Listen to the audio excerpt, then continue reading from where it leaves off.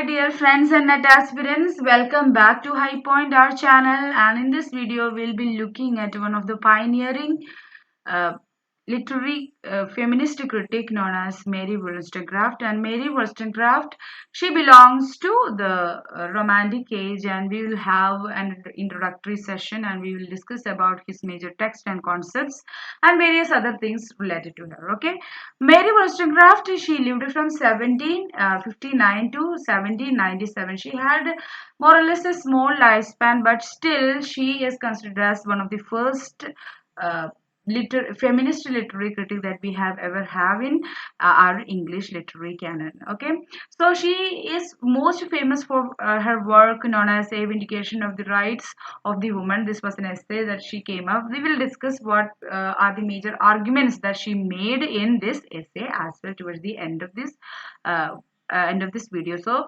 watch the video full, and if you're writing a note, that is great. And if you are a first time listener of my video, then please subscribe to my channel if you are interested to have more contents related to NTA, UGC, NET, JRF, English language and literature. And also you can follow me on Instagram there too, in the feed session, in the reel session, as well as in the story session.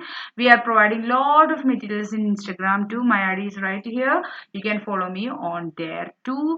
And if you are looking for some online, affordable, systematically arranged and simplified and easy to use and handle study materials, then you can visit my website www.highpoint.in. And if you are interested to have our course and interested to know more about the courses, the bonuses, free bonuses of personalized study guideline and free weekly test going on in every Saturday. So if you want to have these offers and bonuses and 15% of offer going on in the free structure, you can join the course from the website itself. And if you want to know more anything related to the study materials and the courses and the website and the exams of NTA, UGC, NET, JRF, English language and literature, you can use this WhatsApp number or you can use the Instagram page in order to reach out to me. Okay, let's move on to the introductory session about Mary Wollstonecraft. She was a feminist, British feminist writer. Wollstonecraft was born in Spitalfield, London in 1759. Okay, that was her birth here.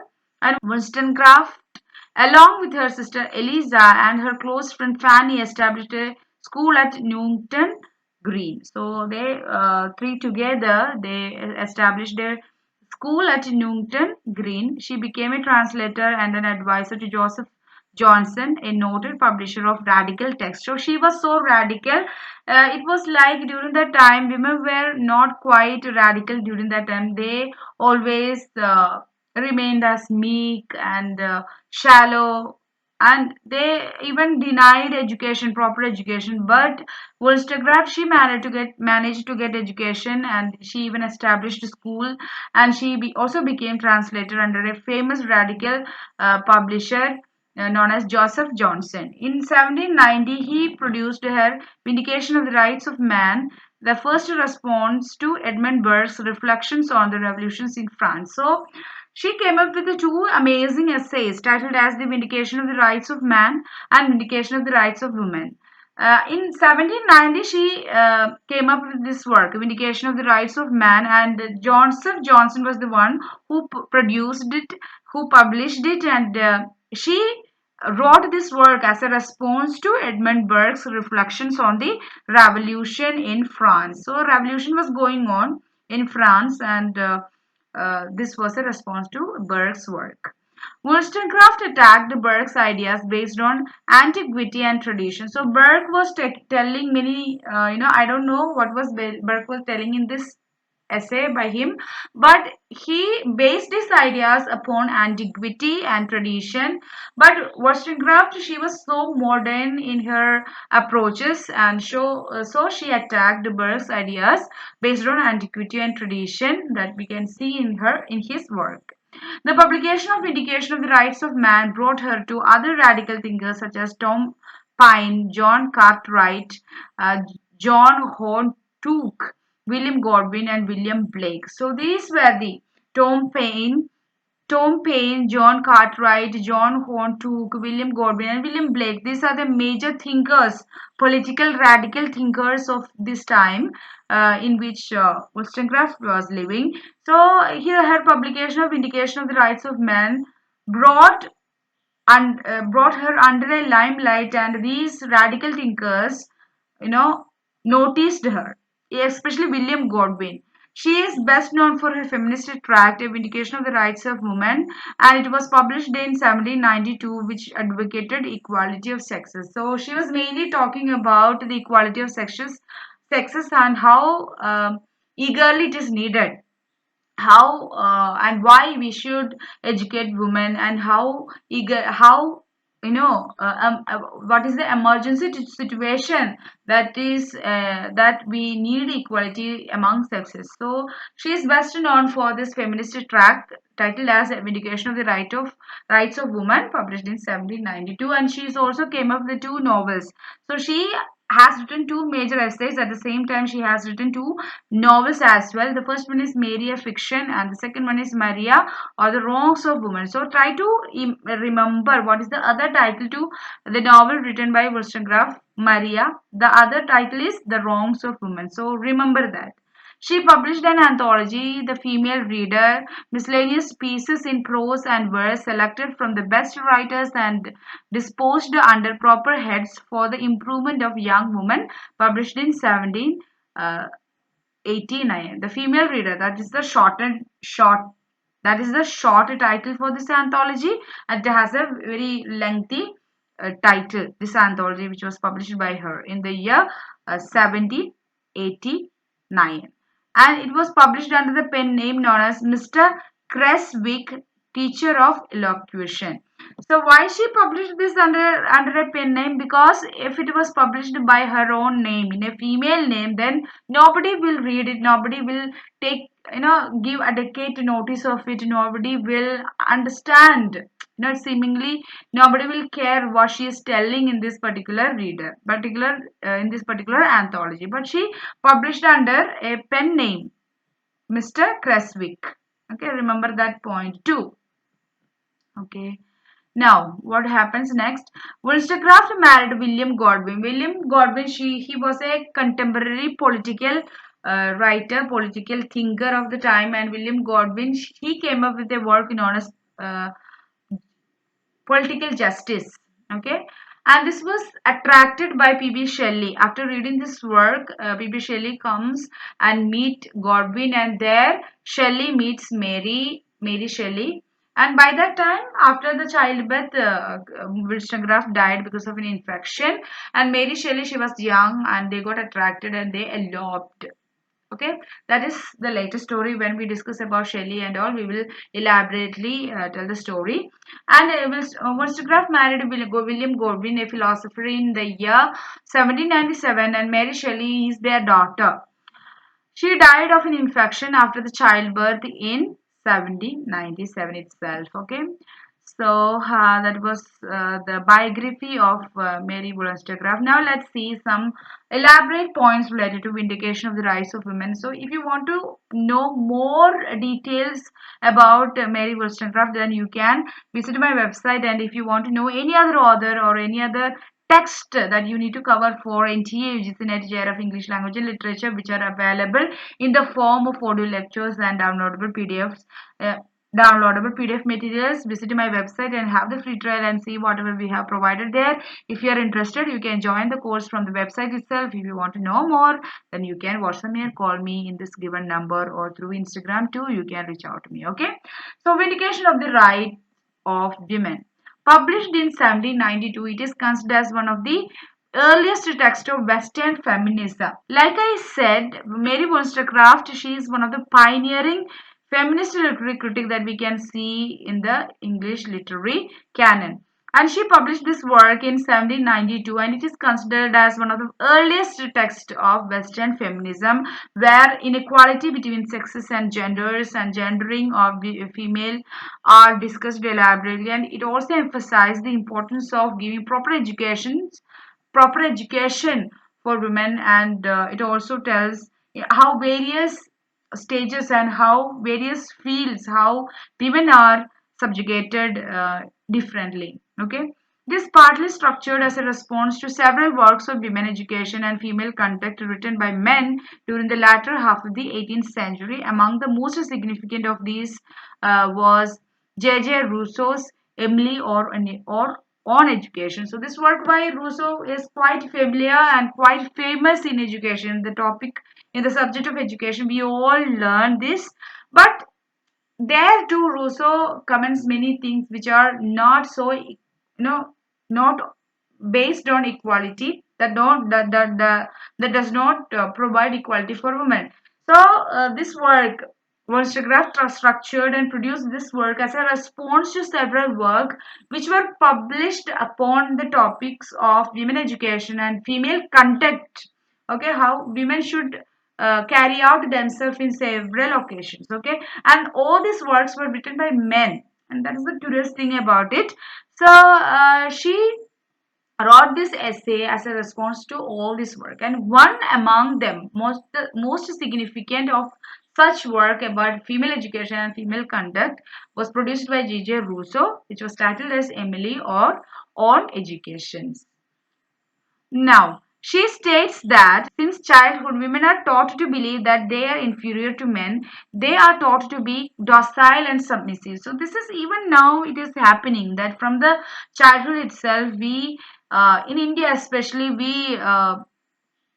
convince female we convince female child that you are going to live in another house after a certain period of time. When you come up when you come of age, you are going to get married, and you will you will live in another house, and you should learn how to do the chores of house, how to maintain the house clean, how to do every other work, while the male child will sit, the male child will sit so conveniently there, and either his mom or either his wife or either his sister will do every other work for him.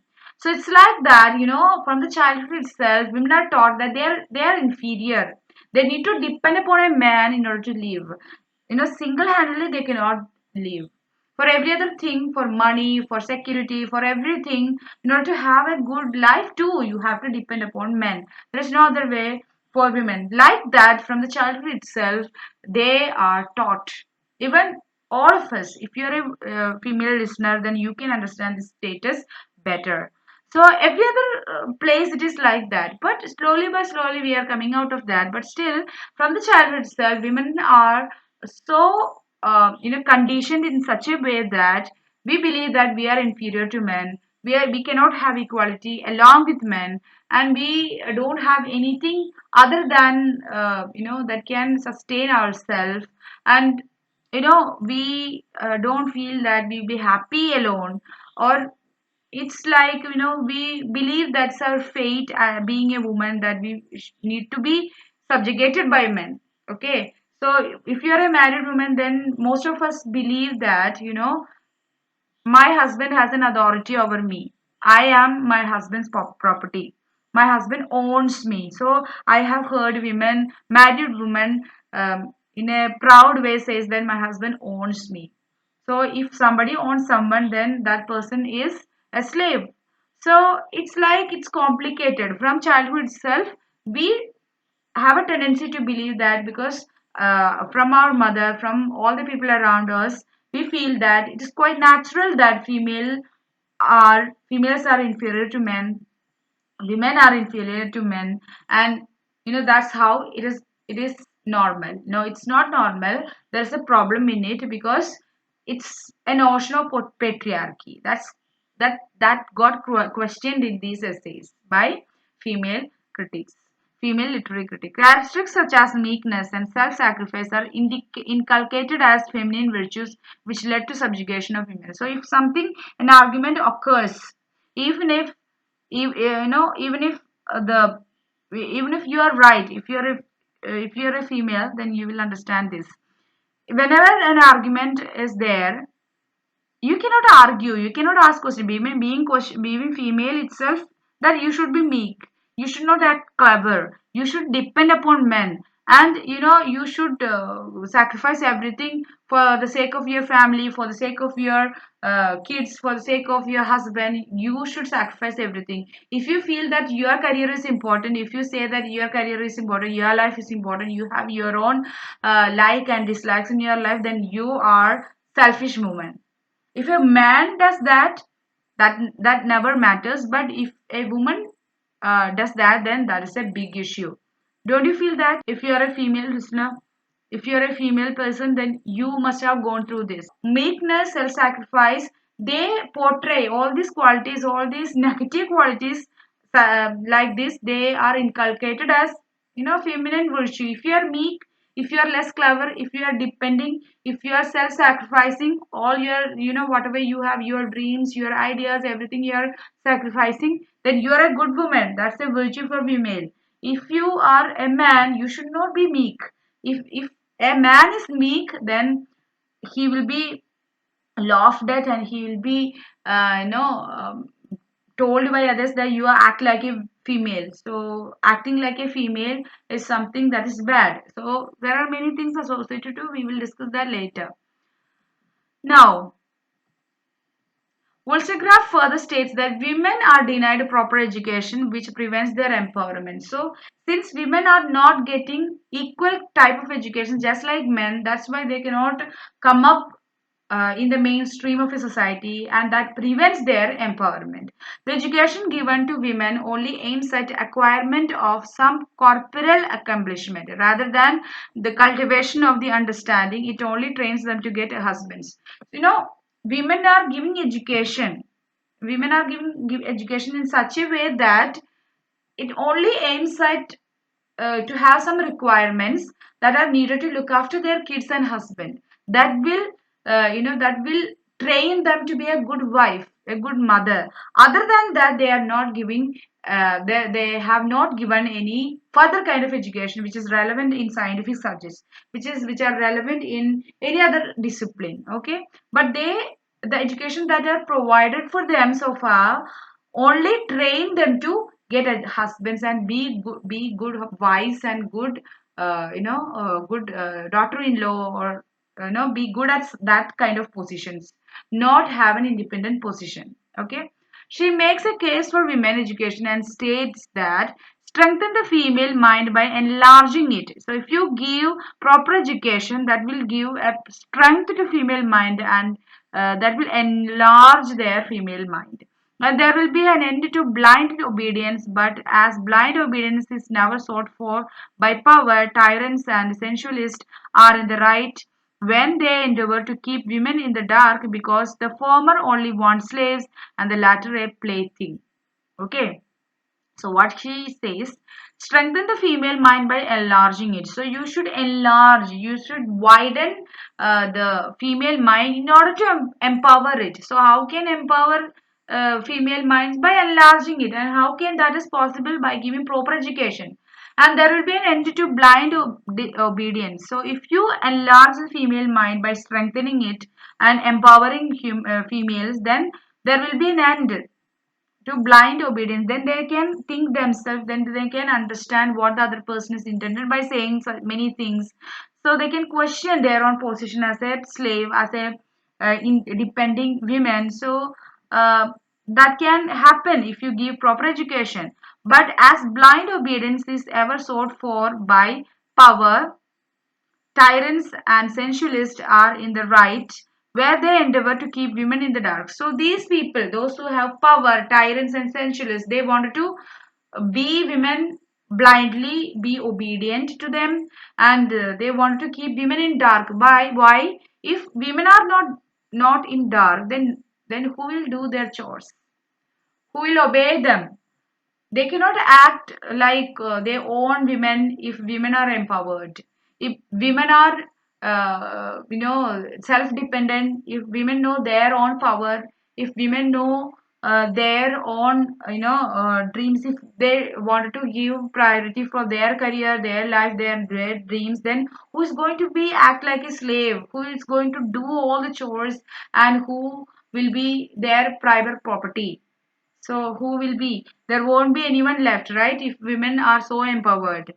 So these people who has power, this patriarchy, they want to keep women in darkness because the power, tyrants, powerful people and the tyrants, they want slaves because they want to own, because they want to own women as wives, as daughters. See, women as her wife, they are their husband's property. Women as mother, they are the property of their sons. They cannot act without their permission. If they act, the other will say that you don't have any love to me. So under the name of love, they want everything. They want every other sacrifice from woman. So if you see properly, you can also understand this from your surrounding. How these people are manipulating you if you are a female listener. So if you deny any of the privileges that you are going to, that you are giving to your husband or your father or your son now, they'll say that you don't love me anymore. If you determine to have your own dreams, if you determine to do whatever you like, then they will get disturbed because that actually shakes their position as an honor. That's why. And the latter a plaything. For sensualist, for sensualist, they see you as a if you're a female wrestler, and that's why I'm using the word you. Okay, for sensualist, the females are a plaything. Just like a child owns its you know what its toys, just like that a sensualist owns women as a plaything. He'll be so possessive, he'll be so say so into our life, and they all want what they want, that should be happening in a female's life, nothing else. A female has no right over her own life. Okay, so it's like, it's better for them, for tyrants, for those who have power, all these patriarchal people, they wanted to have women in darkness. Don't want them to be empowered and strengthened and enlarged their life, their mind as well. She argues that both men and women should be treated as rational beings and imagined as a social order found on reason. See, men are there, women are there. Okay, men and women are there. So now we consider many other sexualities are also there. So when it comes, when it is important. See, if you take the example, see, let me tell you, when sexuality is important. Okay, take any other life situation that you have, any other life situation. When is the sexual organ of a person is important. So if somebody is taking class to you, whether that person's sexuality is important to you, no. What she or he is talking and teaching you, that is important. How far she or he is excellent in that thing, that is important. Their sexuality is not important. And take the example of politicians. If a politician is women, if a politician is there who is ruling over a country, and how come sexuality is important there? No, only brain is important. Only the sincerity is important, right? Sexuality is not important there. Sexuality is only important when you are going to have a sexual contact with someone. All other places, sexuality is not a relevant thing. So don't look for sexualities. Don't look at the sexual organ of someone there. I mean, don't consider it as the basis of your evaluation about a person. But you should treat everyone as rational beings, whatever be the sexuality, men, women, heterosexual, homosexuals, bisexuals, asexuals, so whoever that be, try to understand and treat them as rational beings rather than categorizing them into something. If you're a man, you should be like this. If you're a woman, you should be like this. If you're a bisexual, you got something problem with you.